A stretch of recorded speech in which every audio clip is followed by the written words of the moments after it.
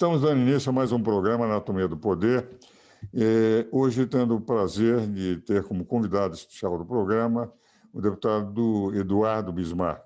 Nos nossos programas, nós temos sempre a preocupação de mostrar o que é o poder público, privado, a imprensa, sindical, acadêmico, cultural, através daqueles que detêm o poder, a fim do telespectador poder conhecer o pensamento dos que exercem o poder no Brasil.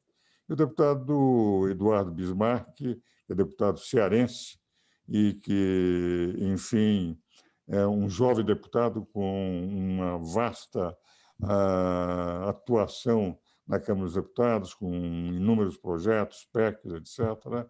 É também um permanente defensor da família, dos direitos humanos, principalmente dos direitos da mulher, e, ao mesmo tempo, é um profundo conhecedor de orçamento, é meu colega, é formado em Direito no Ceará, e de tal forma que une o seu conhecimento de política àquilo que é fundamental para um legislador, que é conhecer o direito.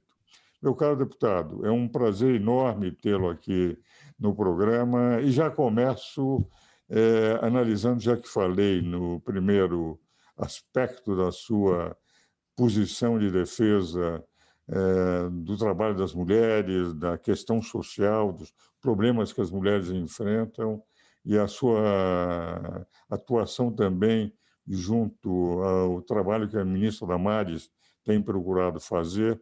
Eu gostaria que o senhor falasse um pouco sobre essa sua linha de atuação, para depois falarmos sobre questões um pouco mais rígidas, mais difíceis para o telespectador, que são as questões orçamentárias. Obrigado, doutor Ives Gandra. Primeiramente, gostaria de dizer que é uma honra, depois de ter estudado tantos livros e artigos do senhor, estar falando aqui nessa oportunidade aqui do programa. Dizer que nós estamos aqui em primeiro mandato e eu sempre advoguei, sempre estive do lado privado, mas com muito desejo de entrar na política por acreditar que este é o único caminho que podemos mudar a vida das pessoas. E também acompanhando de perto a vida política do nosso país, como advogado e como um observador preocupado exatamente com o social, com o lado político. E como o senhor bem pontuou aí, a gente tem no nosso mandato alguns pilares muito definidos. E um deles é principalmente esse apoio, para poder tentar deixar numa linguagem mais simples, esse apoio a quem mais precisa. Como eu disse, a política é a única forma que a gente consegue mudar a vida das pessoas. E nós temos aí algumas partes da sociedade que precisam de uma atenção maior. Os jovens, as mulheres. E por que não a gente desmistificar essa defesa das mulheres, que muitas vezes é feita por elas próprias, também defendidas por homens em alguns momentos. A gente teve uma conversa muito próxima com a ministra Damares, onde quero deixar aqui o agradecimento mais uma vez. Ela destinou uma Casa da Mulher Brasileira para o município de Aracati, que é o meu município lá no Ceará, onde fica a bela praia de Canoa Quebrada, internacionalmente conhecida. E também lá no Aracati nós temos uma preocupação muito grande com alguns grupos de mulheres, como rendeiras, como marisqueiras, como mulheres que tomam conta do artesanato, de palha, que são conhecimentos que estão se perdendo ao longo das gerações. Então, a Casa da Mulher Brasileira, ela vem muito importante para o estado inteiro, até porque atende a Aracati, uma região de mais de 9 municípios ali em torno, no litoral leste e Vale do Jaguaribe, para atender mulheres em situações precárias, né, mulheres em situações difíceis, mas também nós conversamos com a ministra Damares para levar para dentro da Casa da Mulher Brasileira um ponto onde as mulheres possam também iniciar a vida em modelos econômicos, buscar o apoio financeiro, de nanocrédito e várias outras também situações que a gente vai buscar através da Casa da Mulher Brasileira. Aqui no nosso mandato a gente tem se preocupado muito com essa pauta feminina e também com outras, como educação, Pacto Federativo e até mesmo questões orçamentárias que passam pelo Pacto Federativo. A gente valorizar aí os entes federados, os estados e municípios. Meu caro deputado, essa é uma programação muito boa, é um trabalho muito bom. Eu tenho acompanhado através, inclusive, da minha filha, que está na Secretaria Nacional da Família, o seu admirável trabalho nesse campo. E agora, sobre o repensar o Pacto Federativo Brasileiro, quando eu participei de audiências públicas durante a Constituinte e, posteriormente, naquela comissão que o senador, então presidente do Senado Federal e ex-presidente da República, José Sarney, criou de uma comissão de 13, enfim, especialistas, dos quais estavam inclusive o Luiz Roberto Barroso, o Nelson Jobim, o Everardo Maciel, o Bernardo Api. Eu também participava do grupo de repensar o Pacto Federativo, como dar mais, digamos, descentralização, na medida que, quando discutimos isso na Constituinte, e principalmente no capítulo do sistema tributário, em que eu tive audiências públicas e acompanhei com o Dornelles, com o Paturi, com os que fizeram a subcomissão de tributos, nossa preocupação era de descentralizar também rendas. Naquela ocasião, a intenção era diminuir no bolo tributário a participação da União e aumentar dos estados e municípios. Com o tempo, apesar desse esforço, da partilha ser muito maior na Constituição de 88 que na Constituição de 67, a verdade é que o bolo tributário voltou, os 5.568 municípios, os 26 estados, o Distrito Federal, a ter uma partilha menor, uma participação melhor no bolo tributário do que a União. Como é que o senhor vê esse problema de uma descentralização sem uma autonomia financeira na mesma linha? Olha, eu costumo dizer que o Brasil virou uma grande prefeitura.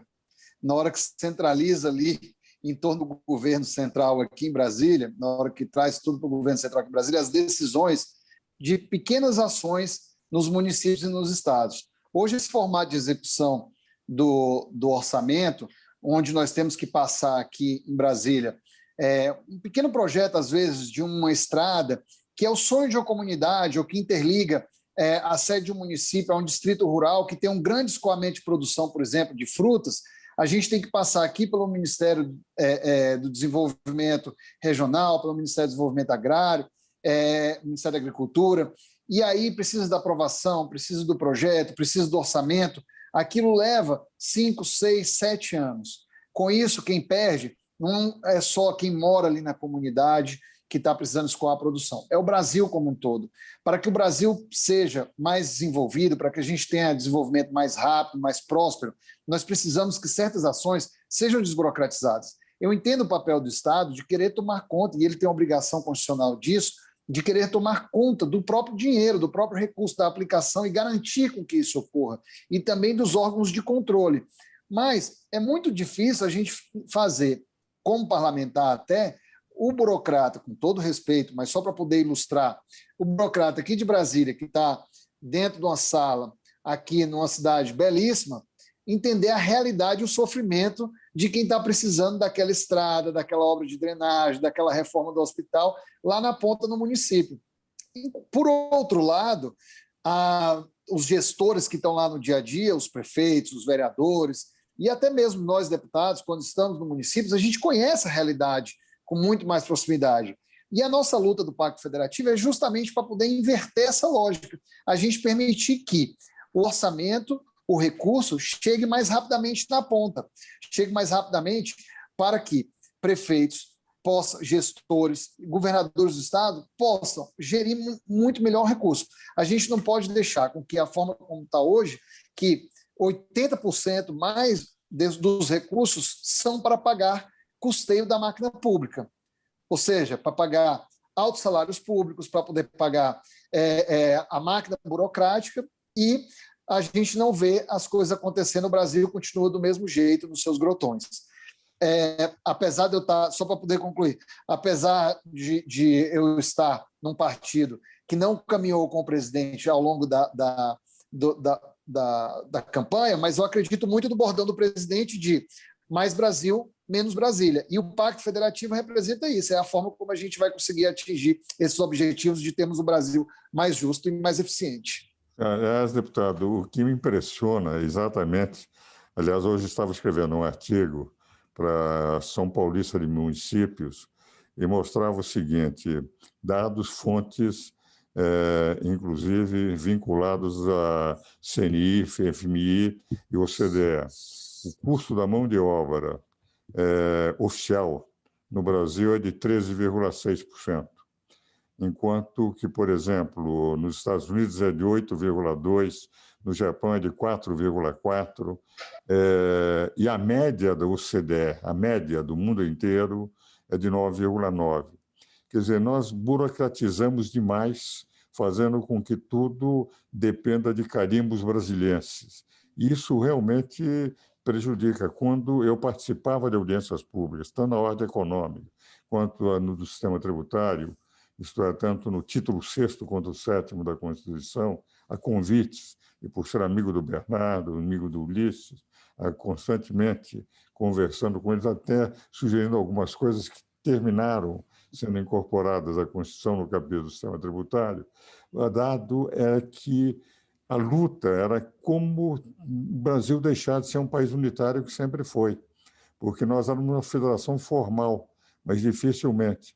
E essa luta pela descentralização é importante, porque Brasília é uma capital de autoridades, é uma cidade de autoridades, é uma cidade que não se assemelha ao resto do Brasil. Então, isto, além do que, quando se depende para qualquer obra que se faz de um carimbo brasiliense, é evidente que tudo fica mais difícil. Senhor deputado, nós vamos agora para os nossos intervalos e depois vamos continuar conversando sobre isso e sobre a questão dos orçamentos.